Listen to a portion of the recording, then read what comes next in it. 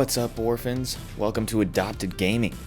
Today we're going to talk about 3 reasons you should get back into Star Citizen. We're also going to get into the state of the game right now. This is a little recording of some gameplay of the PTU universe of 3.18, so I hope you guys enjoy. Let's start with the core tech updates. So we have persistent entity streaming now, which allows the game, essentially anything in the game, to last forever until somebody moves it.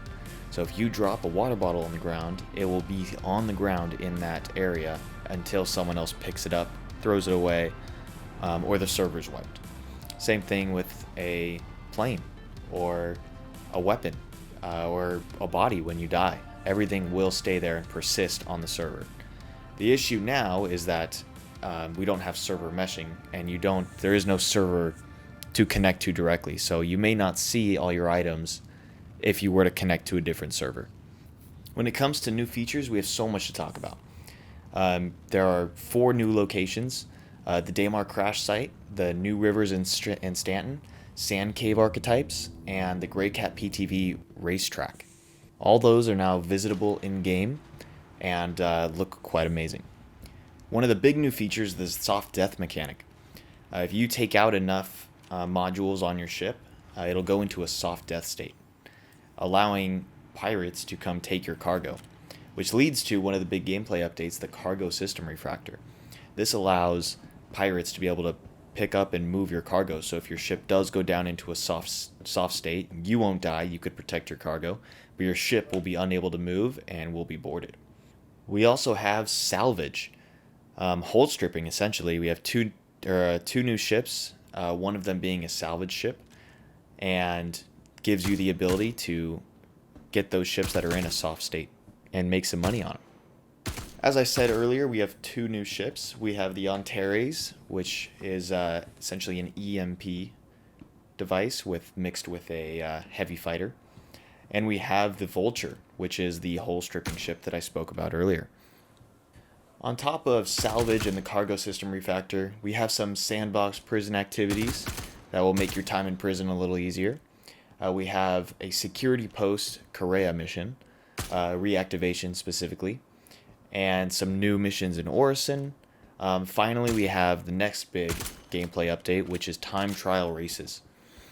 You are now able to take missions to do time trials for races. Although you got to be careful with this one, as when you die, you lose everything, or when you crash. You won't respawn with the clothes you're wearing, and you will have to claim your ship.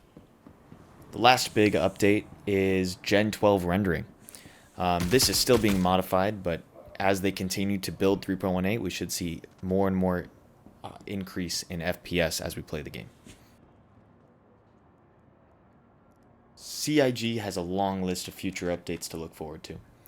The most immediate ones is 3.19 and 4.0.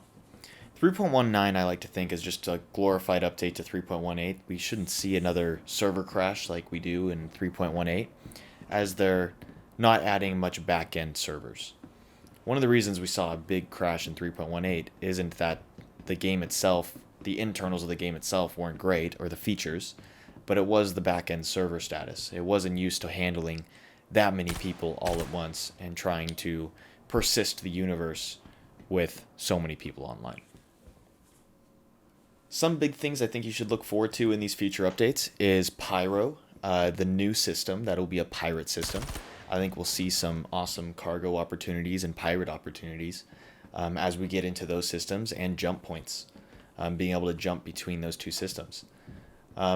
Some other is engineering, which CIG just announced a couple weeks ago, essentially having 3 different types of engineers. These 3 engineers are tuner, mechanic, and manager.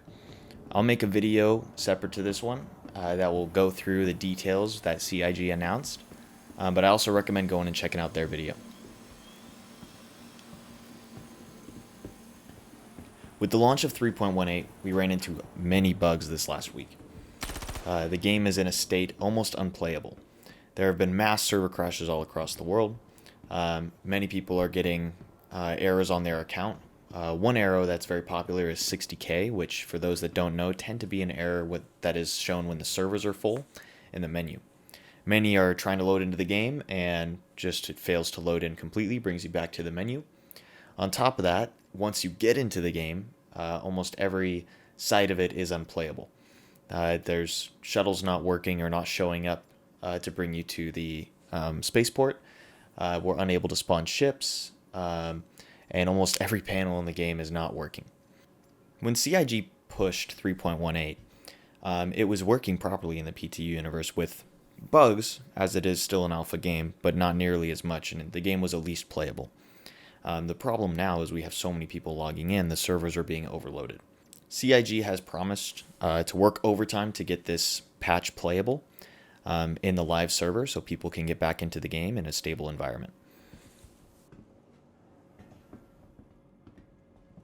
3.1 is an exciting update, and I really hope you guys get to go jump into Star Citizen and check it out. With all the new content that's added in, this is the most playable version of the game that we have seen. Lots of different opportunities to make money, to buy new ships, and to pursue what your dream is in this space simulator.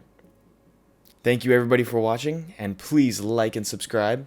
The only way my parents said they'd come back for me is if you like and subscribe, so please, for the sake of my future, be sure to do that. Otherwise, thank you all for watching, and check out the other Star Citizen content we got over here at Adopted Gaming.